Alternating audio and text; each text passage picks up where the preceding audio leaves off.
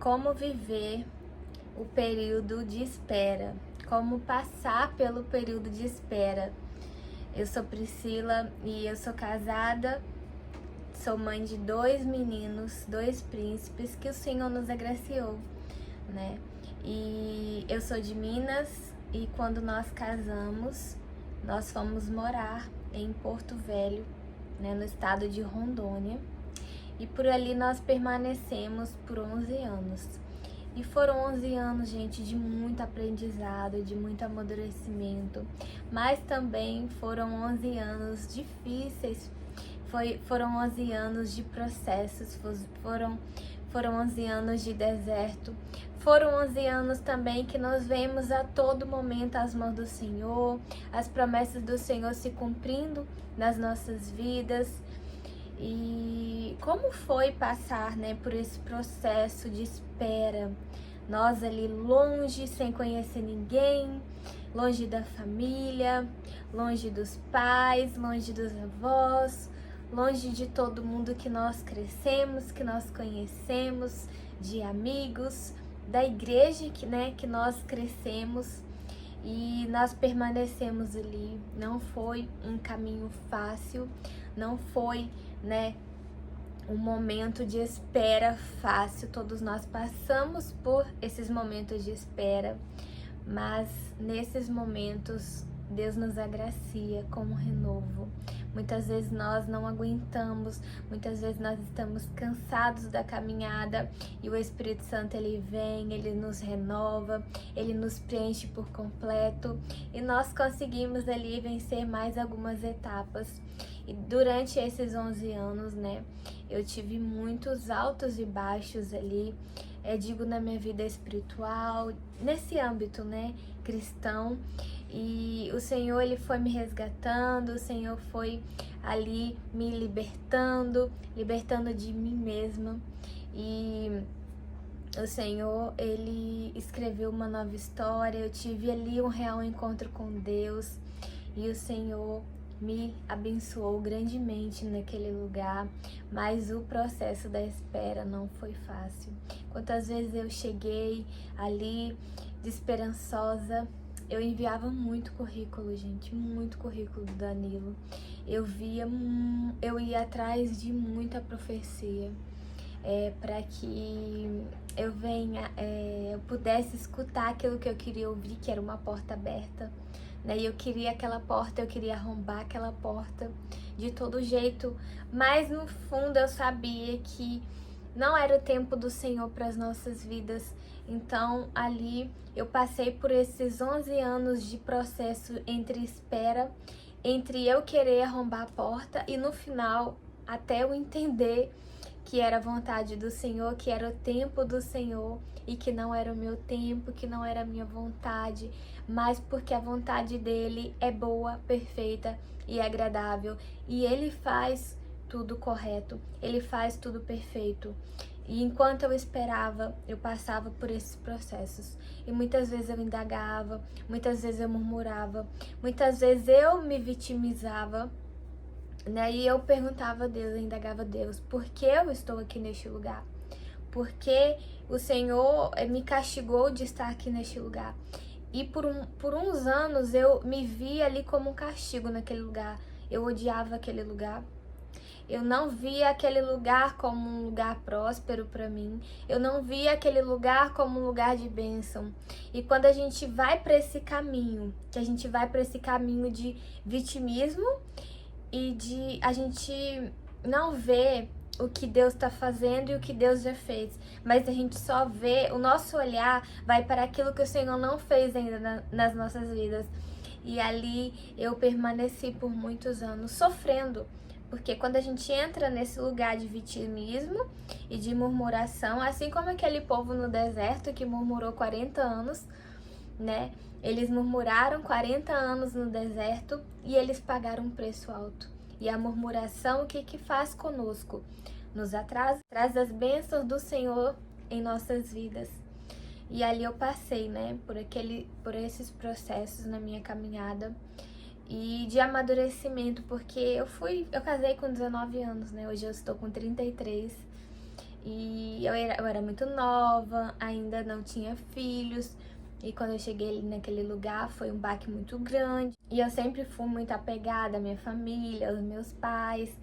Eu fiquei 2 anos sem ver eles, depois eu comecei a ir anualmente. O processo de espera é um lugar que a gente entra pra gente crescer, pra gente amadurecer e pra gente ficar dependente de Deus. Porque o deserto não é lugar de acampamento. O deserto é lugar de passagem. E muitas vezes a gente arma acampamento. Talvez se eu não tivesse agido de algumas formas, o Senhor já tinha aberto a porta. Mas o que acontece? Não é a porta que não está preparada para nós. Somos nós que não estamos aptas para passar por essa porta. Nós precisamos crescer em Deus, nós precisamos amadurecer. E quando a gente fala de amadurecer, dói. Porque a gente vai ter que passar por etapas, por processos, para que o amadurecimento chegue nas nossas vidas, né? E muitas das vezes eu retrocedia. Eu começava a caminhar, e quando eu via que Deus não abria a porta, Deus não fazia aquilo que eu queria, eu voltava para trás. E eu olhava para trás, e eu me vitimizava, e eu ficava naquele ciclo que se repetia. E aí chegou um dia que eu falei, Senhor, eu não quero mais viver nesse ciclo, eu quero romper, eu quero que as tuas promessas, né, venham se cumprir na minha vida. Eu não quero dar mais lugar ao vitimismo, eu não quero dar mais esse lugar na minha vida, sabe? Eu quero quebrar esse ciclo na minha vida. Eu quero que as promessas do Senhor venham se cumprir, mas para isso eu preciso dar um passo. E às vezes Deus requer de nós apenas esse passo. E ali eu comecei a orar, e ali eu comecei a permanecer. E eu comecei a submeter aos processos que o Senhor colocava na minha caminhada. E ali quando eu comecei a submeter e a ter constância na minha vida com Deus, a ter uma intimidade, a ter realmente uma vida com Deus, não só de sentar no banco, não só de ir tocar na igreja, mas verdadeiramente viver, né? Aquilo que Deus nos chama para ser, o Senhor, Ele abençoou. E depois de 11 anos, 11 longos anos, que serviu muito de bagagem para eu viver o que eu estou vivendo aqui hoje. E eu sou grata a Deus, muito grata a Deus, porque talvez se eu não tivesse passado por aqueles processos lá, eu não iria ter a bagagem que eu tenho hoje e eu não iria suportar, né? Porque a gente sabe que a nossa vida com Deus, ela requer de nós sacrifícios, renúncias, e se a gente não estiver preparada, a gente não suporta, né? E o Senhor abriu. Interessante que em minhas orações, durante esses longos anos, eu especificava algumas coisas que eu aprendi, né? Porque na palavra do Senhor diz que a gente não recebe porque a gente pede mal. E eu sabia que eu iria passar por aquele processo da espera, mas que o Senhor ia cumprir as promessas, porque eu tinha muitas promessas do Senhor na minha vida, no meu casamento, na minha família, em todo âmbito, né? Na minha vida. E eu pedia, né? Eu pedia a Deus eu pontuei a Deus alguma coisa, mas é a soberania dele e a vontade dele. Mas a gente precisa sonhar, né? A gente sabe que é a vontade dele que vai prevalecer, mas a gente precisa dar um passo de fé, profetizar bênçãos sobre as nossas vidas. E ali, né, eu pedi a Deus que quando o Senhor viesse, né, abrir essa porta, que o Senhor nos agraciasse com algumas bênçãos, né, da parte dele. E uma das coisas que eu pedia era o caminhão de mudança, né, porque é um valor muito alto, né, pra gente pagar, né, de um estado pro outro, assim, às vezes nem compensa a gente vender todos os nossos móveis do que a gente pagar, né, e era algo que eu pedia muito pra Deus. E outra coisa que eu pedia também pra Deus é que a empresa pagasse a nossa passagem, gente, porque em Rondônia é muito cara as passagens. E quando a gente tava olhando, né, que a gente tava nesse processo, chegou a ter dias de 14, 15 mil, 20 mil, 17 mil de passagem para nós 4. A gente não achou passagem mais barata. E como foi muito em cima da hora, né? A gente teve 20 dias para arrumar nossas coisas. Danilo ficou no processo 4 meses. Mas nesse tempo a gente não sabia se ele tinha passado ou não. Foi muito incerto. E depois, né, que vieram com o telefonema. E a gente teve 20 dias para organizar as coisas.